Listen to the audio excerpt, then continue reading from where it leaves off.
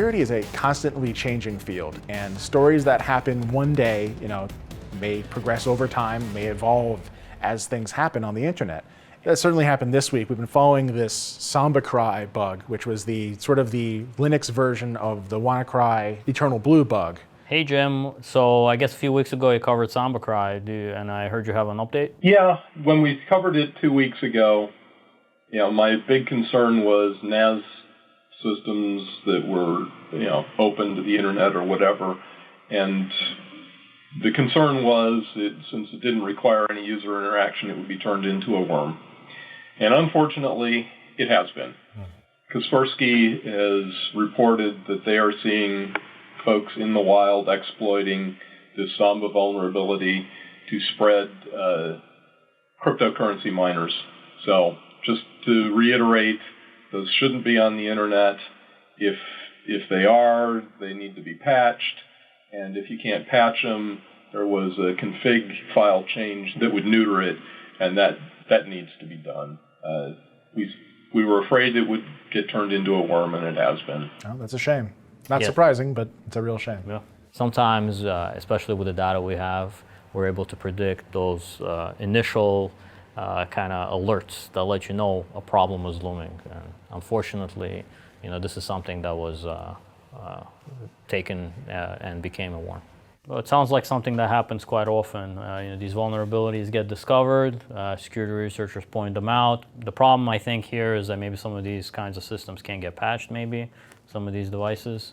Maybe they were vendor appliances, and unfortunately the bad guys have found a way to worm that. And I'm sure that eventually some pen testing framework is going to have this as one of the checks to make sure you're compliant. Sure. In general, if you don't have to put something on the internet, don't put it on the internet. Yep. Hey Matt, I heard about Shadowfall. Can you tell us a little bit more about it? Yeah, I've been a big James Bond fan for years. I mean, it really does sound like a James Bond kind of thing. Yes, like yes, it the does. layer of the evil villain is obviously Shadowfall. I always like hearing about coordinated efforts to take down bad guy infrastructure. And in the Shadowfall case, this was RSA, Palo Alto Networks, and a couple other companies working together to take down some bad guy infrastructure. Rig Exploit Kit, there was a takedown of that a couple weeks ago. It's really kind of impressive work. There's always been like a reigning kin of exploit kits, and one gets knocked down, the next one takes its place, and Rig is the latest one to be king and also got knocked down. Rig was actually pretty technically interesting, the way that it was built out. I mean, the structure of Rig is not that surprising in terms of you've got your exploited websites, usually WordPress, Joomla, Drupal, those CMSs that people tend to use. A lot of people think that just going to a website can't infect your computer, that you have to download some sort of malware or run some sort of program that you've downloaded. And that's not the case. So an exploit kit is a package of exploits for your browser or browser plugins. You attack the browser plugins or you attack the browser, force them to do things like download malware and run it on your machine. They did some interesting things at certain points. They sort of chronicle the timeline of the modifications that were made to Rig over time.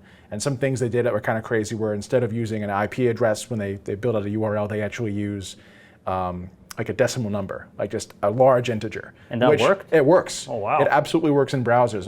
There's a whole bunch of different ways you can encode stuff in a URL. I think you could even use like hex in certain ways. There's like multiple ways.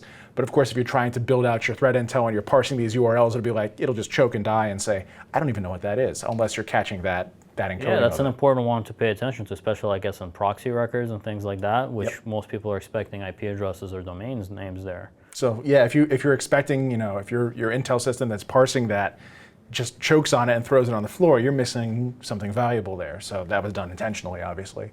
I thought particularly interesting was the fact that they were using domain shadowing. And domain shadowing is taking over somebody else's domain, getting the username and password. In this case, most of them were hosted on GoDaddy, which is how GoDaddy got involved. But people will get the credentials for a legitimate domain register site and then log in and then add subdomains to a legitimate domain, which I guess creates less noise, isn't as obtrusive. And also, if you're using a system that uses threat intel and checks the root domain and says, well, this domain's had a history for years of being something that's clean, right, any subdomain would automatically be trusted.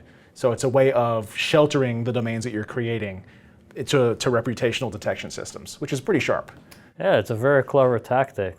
Wow, these guys here are really good. There's a lot of little things they did that were very impressive. And also, one of the nerdier things that they did is a lot of their code in the JavaScript that they wrote and they use Flash files for a lot of those exploits as well.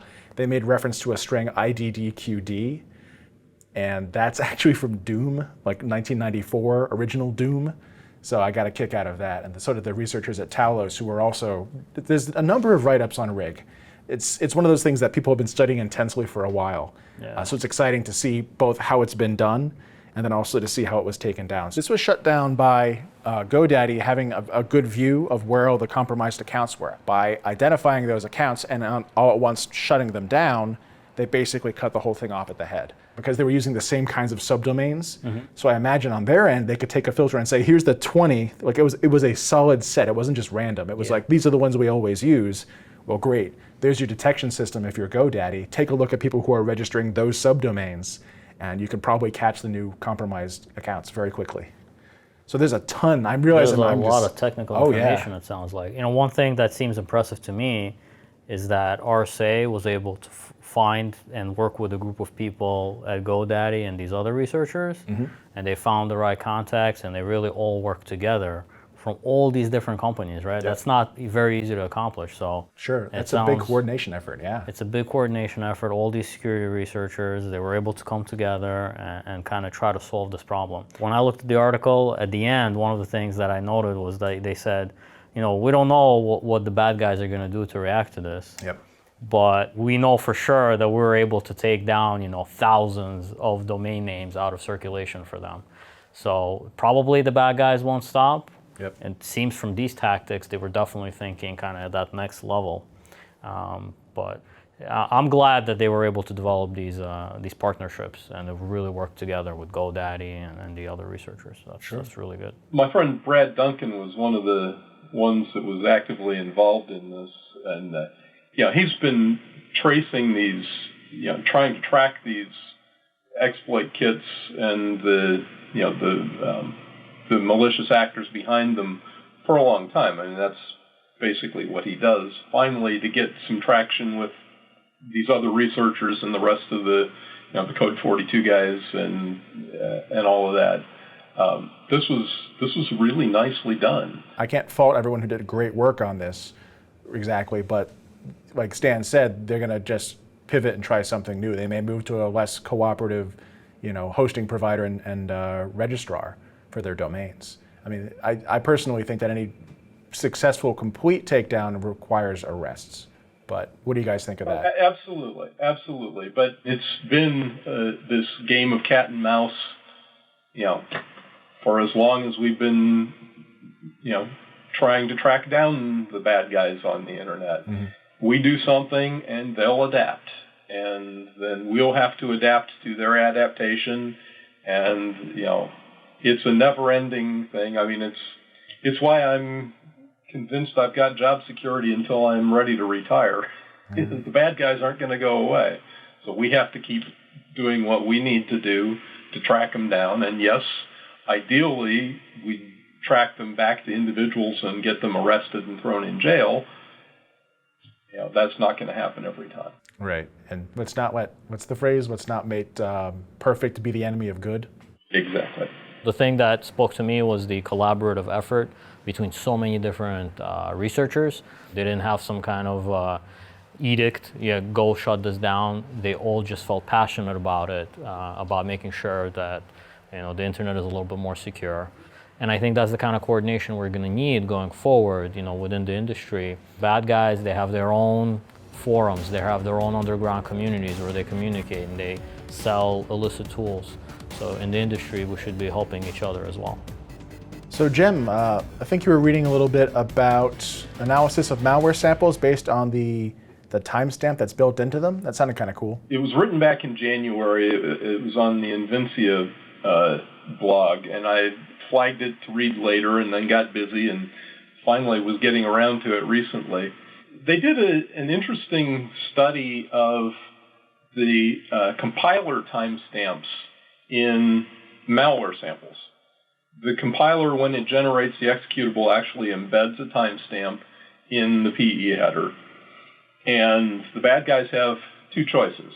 They can leave it alone, in which case you know when they compiled the malware sample, or they can modify it. They can put something fake in there. When you write code on a system and it's compiled code, which is, to be fair, probably most of the code that runs on people's systems, if they're a Windows user or a Mac user, when you compile it, which is to take it from human readable code into machine readable code, the compiler will append a timestamp in that file somewhere, and so that I can take a look at it and say, okay, well, I compiled it on this date. They studied a bunch of malicious samples and compared it to benign samples and found some really interesting artifacts.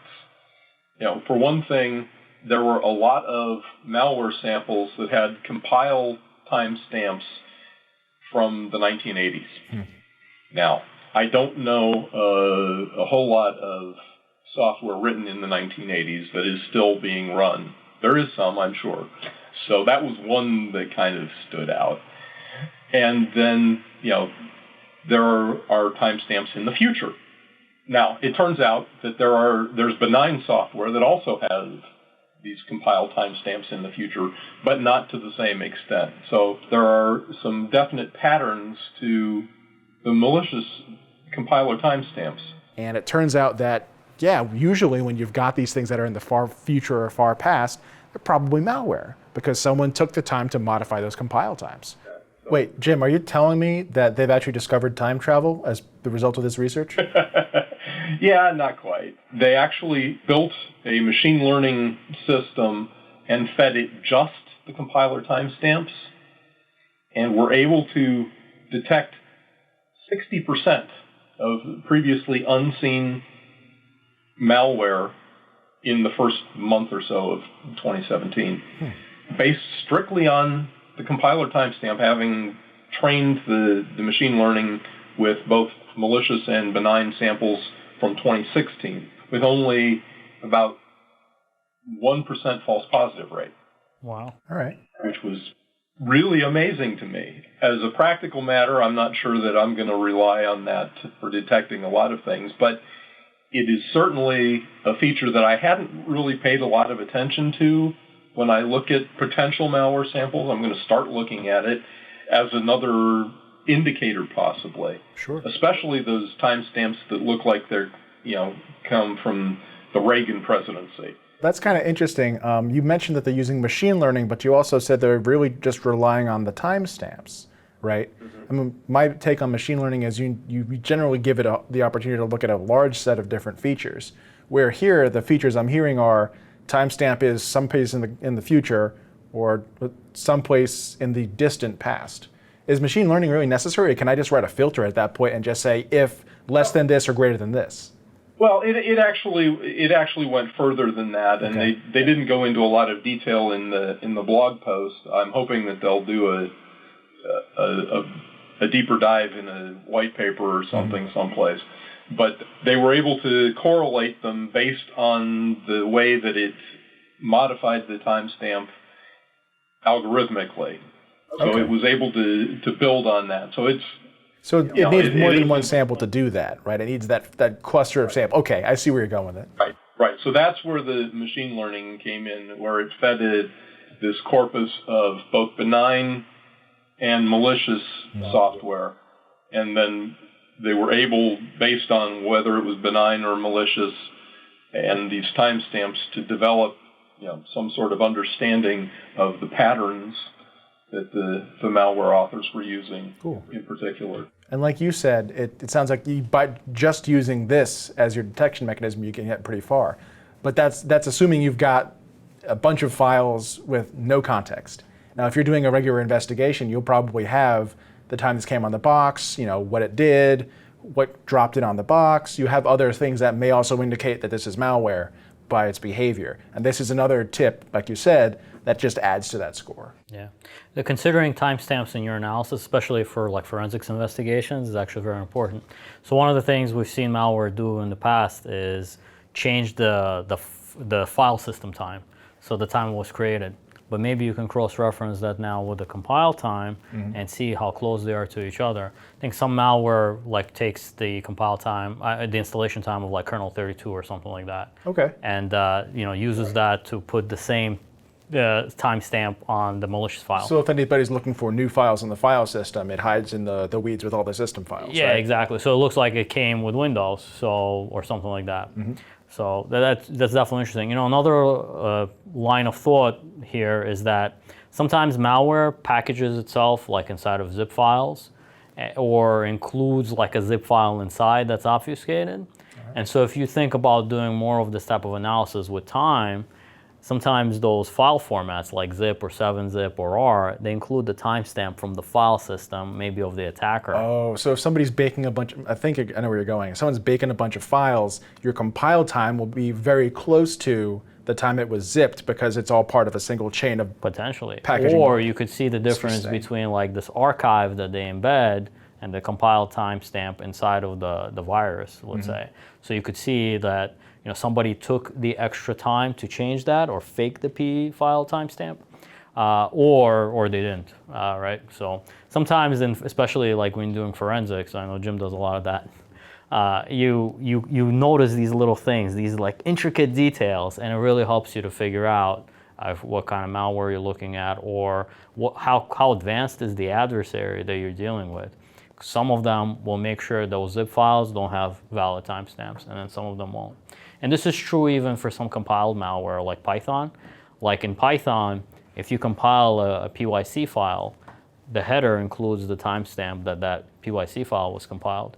And some malware today, includes PYC files with that timestamp. So you can extend this type of analysis to even other, families of malware that use all the technologies. It's really interesting. I'm very interested in this research. That's a great point, because we've seen malware that uses time stomp techniques to modify the create or modified time, as you said, to match kernel 32 DLL or something on the system. But if the compile timestamp in the PE header is later than the created time or the modified time in the file system timestamps, that should be something that gets flagged as, hey, something weird is going on here. This is definitely something we need to look into. So yeah, I thought this was very cool. Whenever you're doing something, you're kind of leaving a little signature behind. No cookie crumb is too little. Anything can be useful, especially when you're looking at it in aggregate and you got lots of data, lots of samples, and you can really look at that parameter in depth. And I'm not going to tell you what the lessons are for the bad guys. All right, let's take a look at the internet weather for this week. All right. For the most probe ports, hasn't been that much movement up and down for the major scanning ports. Port 23, Telnet still in the lead. Port 22 is second place, which is SSH, not too much of a surprise there. Port 9000 TCP, we'll go into that later, but that kicked off a couple weeks ago as well, and that's been significant scanning. Port 445 is our SMB or Samba, depending. Yes. We've seen worms for both of those now.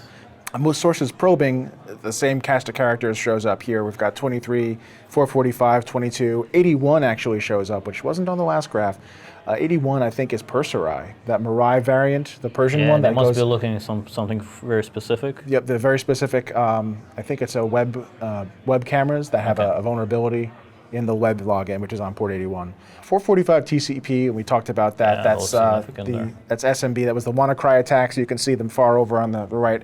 I'm actually showing 365 days here just to get an idea of what the internet looked like before and after WannaCry, and you can see for the most part this scanning was sort of trending downwards. But ever since we've gotten to this WannaCry, we had that spike on that fateful Friday, and then ever since then it's actually gone quite high up. And I would say the baseline came in around 10,000 scan sources per hour, and here we're peaking up towards 24,000 scan sources per hour. So it's about doubled in the last couple of weeks since WannaCry. So this is, again, a port of interest. In our data, what we saw was, there was a spike. There was a big spike when that activity was happening, but then it kind of went away, especially after all that attention. But then, after kind of the attention died down, there was a slow, gradual increase back to the norm, and actually this week Matt showed us that it even started surpassing. So we're definitely picking up something interesting, and I'm sure in the next few weeks or months we'll learn more about what that is that's behind that. Port 9000, this one is pretty interesting. You can see it comes out of nowhere. I want to say around the end of, within the last few days of May, and it just spiked. It was huge. This may be a single botnet, and I'm interpreting this to say that there are not gaps in our data, but gaps in the scanning activity, where this actually dropped significantly and then spiked back up. So that may be somebody hitting the on-off toggle on their botnet to scan for this. There are certain ports that people have been scanning for a very long time, and there's always a certain level, like a baseline of activity on those ports. 9000 hasn't been one of those ports, and to see it explode like that, honestly, it is kind of typical if you've got a botnet that's scanning it, because usually people will do some research like a little bit beforehand, and then all of a sudden you'll see this huge spike, and there may have been a tiny amount of it. But when you've got botnet activity like that, it's not surprising to see something just come out of the blue when someone decides it's the target du jour. Port 9000 targets a very specific brand of DVR with some ancient vulnerabilities in it, that's as far as we know. The sources also appear to be a variety of IoT devices. So someone's trying to farm out, maybe they've got an existing IoT botnet that they want to expand into a new, I want to say a new vulnerability, but a different vulnerability than they were attacking before. That's really interesting. And the scan sources are somewhere down between 8,000 to 10,000 sources per hour. But somebody's definitely got interest in this. And to see that it's generally trending, it spiked so suddenly and it's slowly trending back down, I really think this is just one botnet. I should have taken a look at some of the sources, but it seems pretty cohesive. You don't see a daily cycle of scanning. You don't see any sort of jitter or changes in there too much. So Yeah, that's I would tend to agree with that. All right. Port 1433, I have about 30 days here. This has been pretty interesting as well. You've got significant upticks, but not like spikes. There's sort of a general ramping up over the span of several days, actually. I'm not sure what to make of it, really. I'm really curious about what happened between the 30th of May and the 2nd of June there, where you have a huge fall off and then it ramps back up to almost the same heights. But I'm not really sure. Yeah, maybe somebody took a day off. Was that a weekend? That's a good question. I could bring up my Windows calendar here. The 30th and the 2nd, that was the middle of the week. Yeah, right there. maybe somebody went on vacation. Could be. And Maybe they someone came went on back. vacation, yeah. That's interesting. But that's the major aberrations for the internet weather for the week. Some interesting things that we're seeing. Yeah. The threats, they're out there. The vulnerabilities are out there, and people are discovering them. When we're able to share insights with each other, then maybe we can make the internet a better place. We can share these kinds of insights just like we are, like on ThreatTrack. Hey, we're discovering this, and somebody else might chime in and say, hey, yeah, I know what that's related to. It's this malware. And then we can always work collaboratively to try to take some action to make the internet a little bit safer and a little bit better place.